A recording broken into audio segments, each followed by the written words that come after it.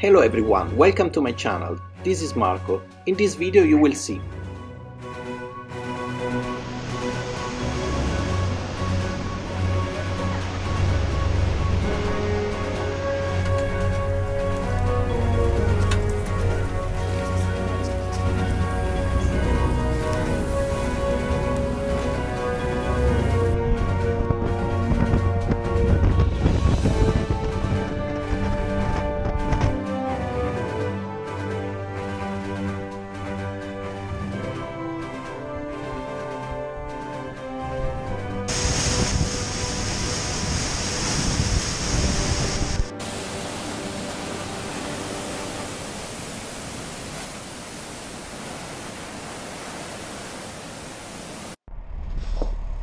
This video is divided into chapters, allowing you to skip through sections you might not be interested in and jump straight to the ones you'd like to watch. The chapters and their timestamps are conveniently listed in the video's description, so feel free to explore and enjoy the content that piques your interest. Welcome to this exciting journey to Flåm. To reach Flåm, you have to take your train from Bergen or from Oslo, and you will have to change trains at MYRDAL. As we spent a few days in Bergen, we took our train from Bergen. The views from the train are amazing. Once at MYRDAL, we will be able to get the Flåm railway, also known as FLÅMSBANA. MYRDAL is a mountain railway station located on the Bergen line, which connects Bergen to Oslo. Upon arriving at MYRDAL, we will have some time to disembark from the regular train and make our way to the Flåm railway platform. The Flåm railway departs from a separate section of the station. If you are traveling to Flåm, remember to check the train schedules in advance and allow enough time for the transfer at MYRDAL. The journey from Bergen to MYRDAL takes approximately 2 hours, while the Flåm railway journey from MYRDAL to Flåm takes about 1 hour. MYRDAL station is situated at an elevation of approximately 867 meters, that's about 2,844 feet above sea level. MYRDAL offers stunning panoramic views of the surrounding mountainous landscapes.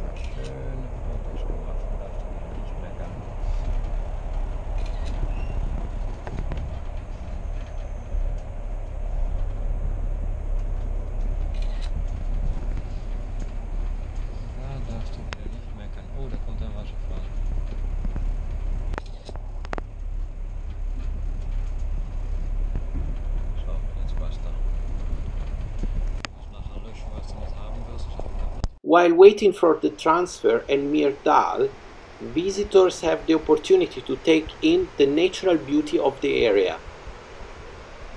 And finally we are on the FLÅMSBANA.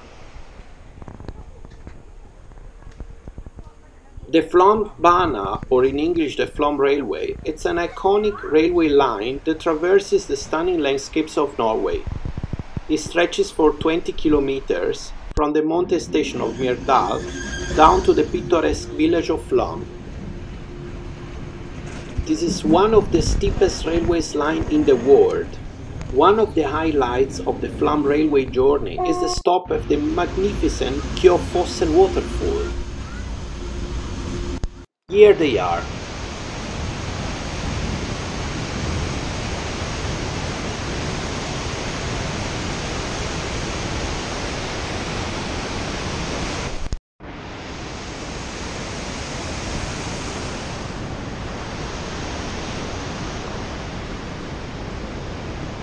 The train stops for about 5 minutes for you to get pictures there at the waterfalls.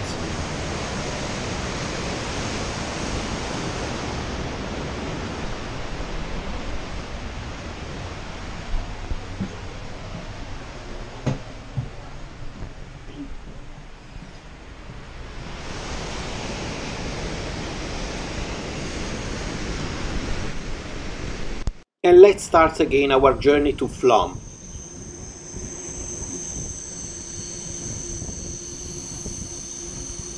Flåm is a picturesque village located in the heart of the majestic Norwegian fjords. It's situated in the AURLAND municipality in Vestland County. Flåm is known for its breathtaking natural beauty, outdoor activities, and its scenic railway journey.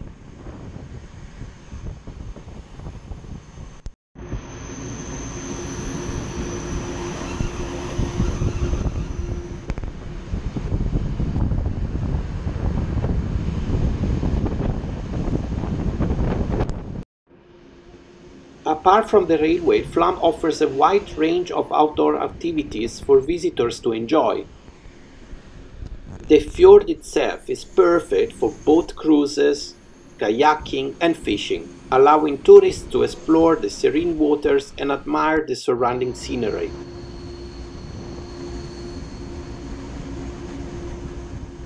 Hiking enthusiasts can embark on various trails that lead to stunning viewpoints such as STEGASTEIN and AURLAND, offering panoramic vistas on the fjords and mountains.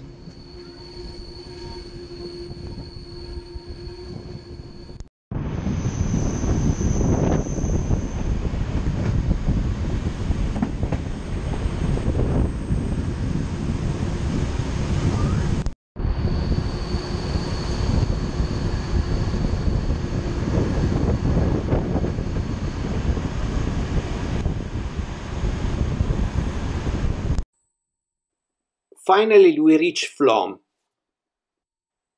Because we were there pretty early and we couldn't check in the hotel yet, we decided to go to the STEGASTEIN first. And the ocean down here is more than 1,000 meters deep. And the mountains up here is 1,500 meters, 1,600 meters above sea level. So it's rather big difference between the mountain tops and the fjord bottom.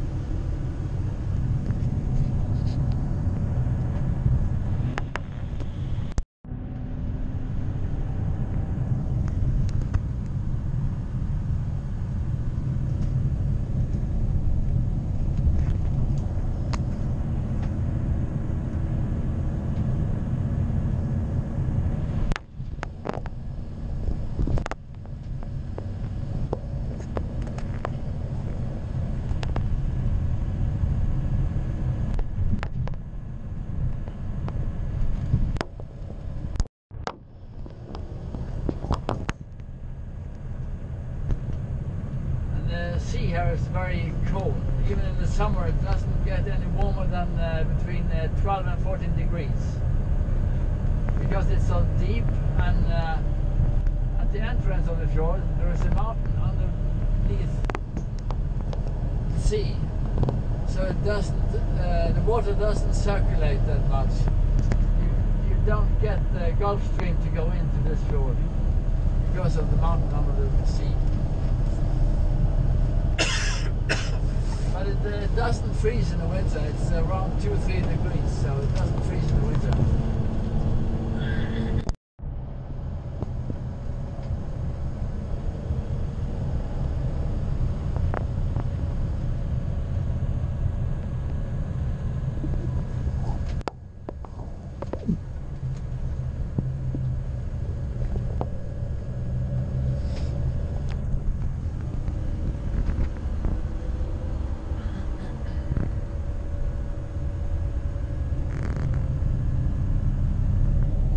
Flåm is one of the busiest ports in the Fjord. We have around 180 cruise ships here every year.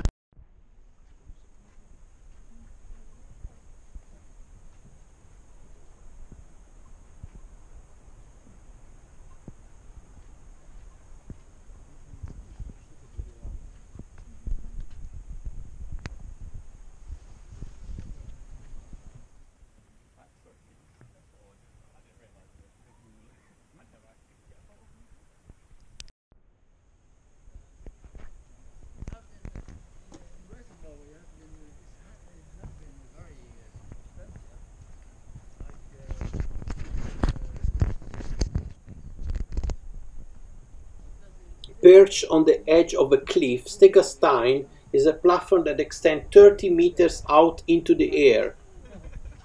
So we have got money back from the electricity every month this year.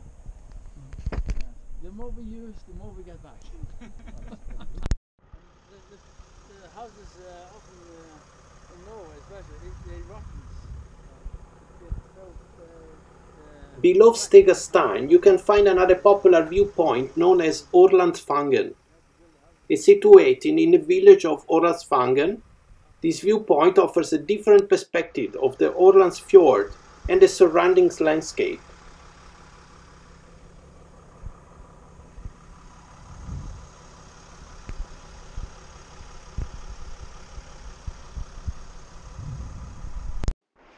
And we still had some time before checking in, so we decided to go for some hiking. Another waterfall worth exploring near Flåm is BREKKEVOSSEN. It is located in the village of Brekke, a short distance from Flåm. The hike to BREKKEVOSSEN takes you through lush forests and offers beautiful views along the way. The waterfall itself is stunning, with water cascading down a rocky cliff face. It's a peaceful and serene spot to relax and take in the natural beauty.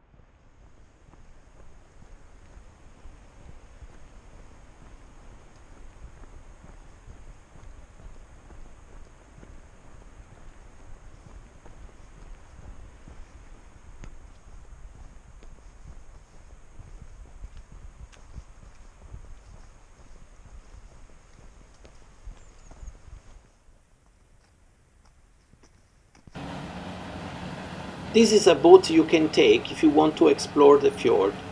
It's an electric boat.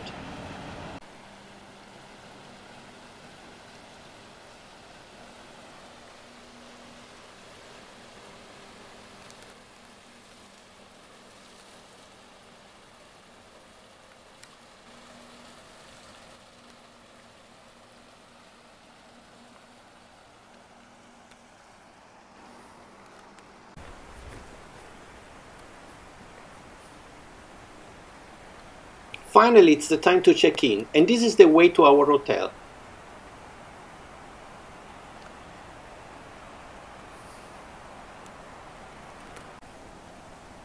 Yes, it's the big white house that you can see at the end of the promenade. And Rule is there already, but I'm still filming. And this spectacular view is from our room.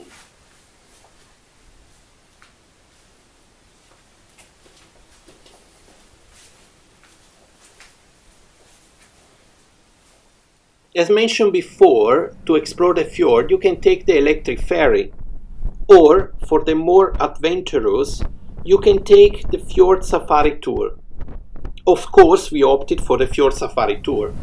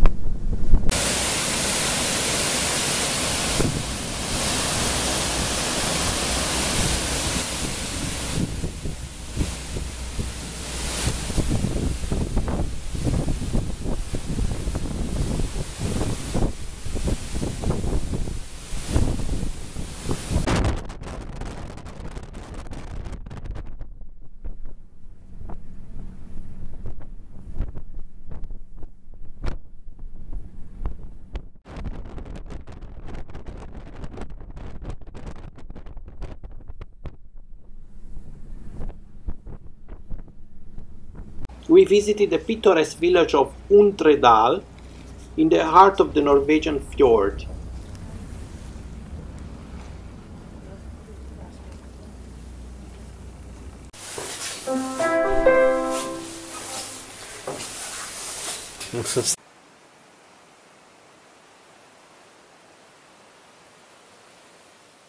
One of the notable features of UNDREDAL is its small size, with only around 100 inhabitants, making it one of the smallest villages in Norway.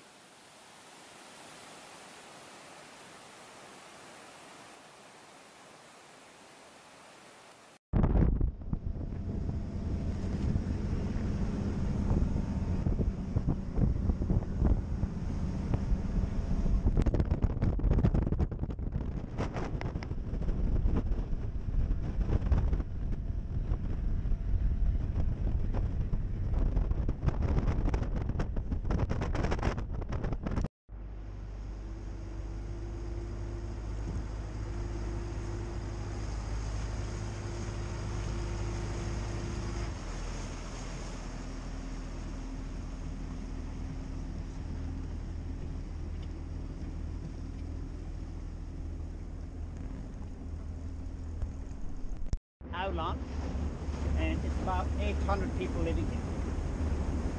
But even though it's a small town, they have a few special things to offer.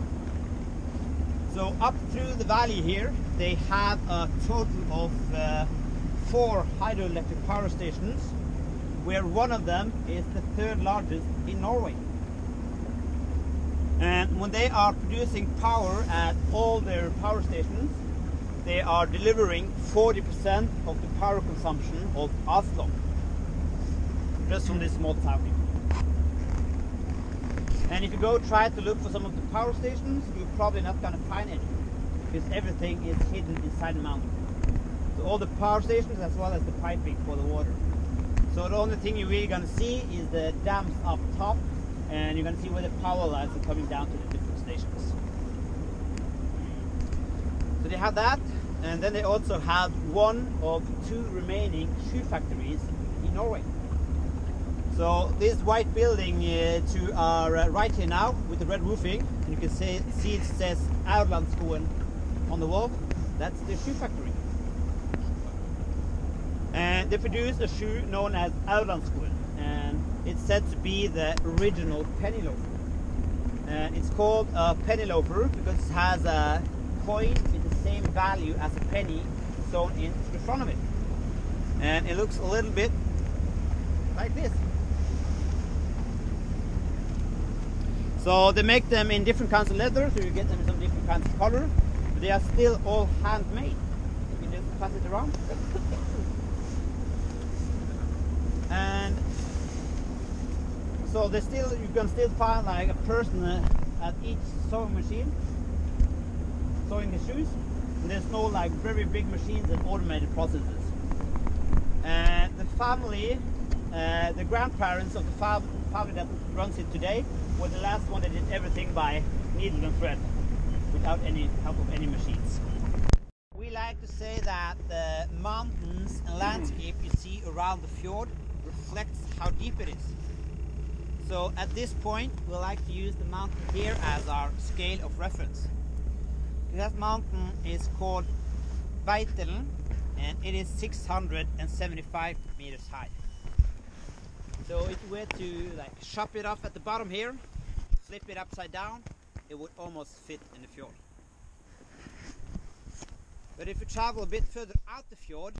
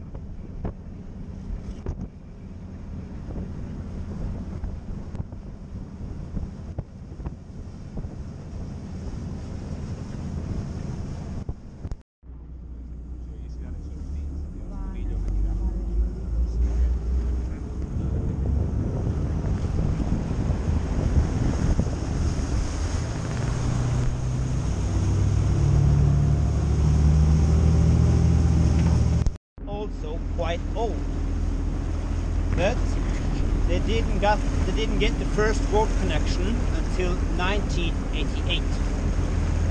So the road you see here on our left side, that was their first try. So here they started the construction of the road in 1954, and when they first started the work here, they didn't get any funding from the government. And since most of the workers were locals from UNDREDAL and quite eager to get a road going from UNDREDAL and all the way into Flåm, the workers went into Flåm and stole dynamite from the work on a railroad to start to blast the way through the mountain. Later on they got funding, but they also had to shut the work down because they figured it was too dangerous, all the rock fall coming down the mountain. But if you take the length of the road into consideration, it is actually one of the most expensive road projects in Norway, and in today's value it's about 2.5 million euros for that short amount of road. So we like to say it's the most expensive road to nowhere.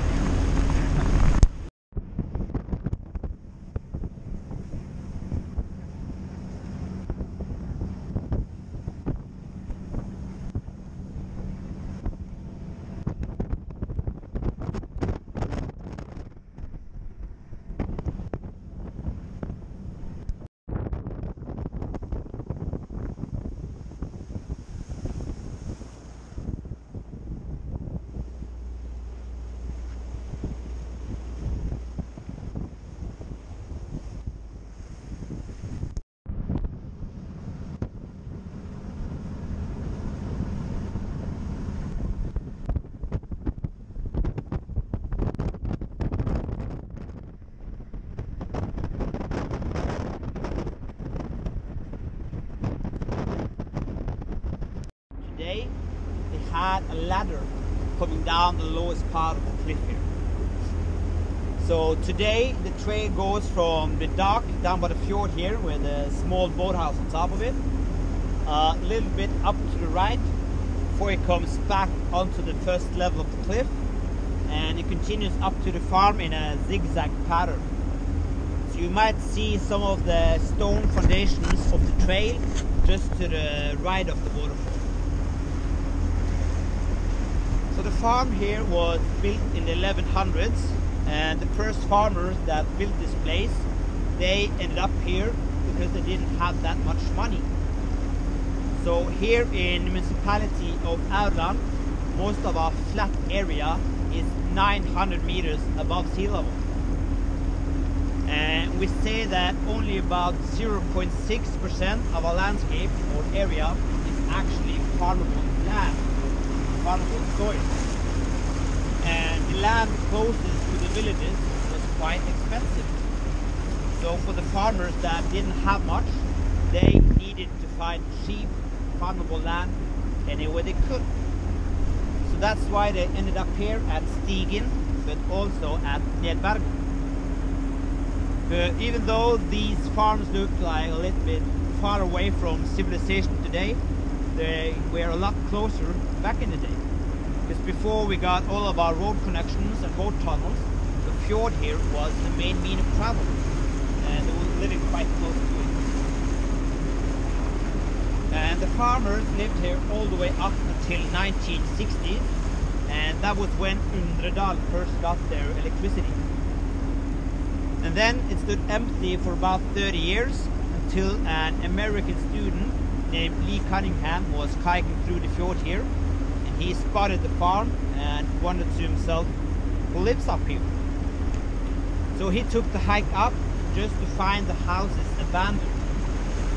So he went back to UNDREDAL and asked around about the farm, and he managed to find the family who owned it. He also got to buy the farm for them. And then, together with his Norwegian girlfriend, now wife, they lived there a couple of years themselves while renovating the place. And today, you can book your stay. Because they run it at about 45 minutes to an hour. And when you then do get up there, there's still the same simple life as before. So there's still no electricity and no running water. They do, however, though, have 3 hot tubs placed on different locations towards the cliff, where they get their water for the waterfalls and have wooden stoves heating up the water, so you can enjoy a nice warm bath with a view over the fjord. And it's quite a popular place to stay. So before the pandemic, the waiting list was over 3 years. But because of the pandemic, it has gotten a lot shorter. So they have yet to open their bookings for next year. Because it's only open during the summer, but they only have 8 rooms and 16 beds. And the minimum stay is 2 nights. So they usually sell out quite quickly.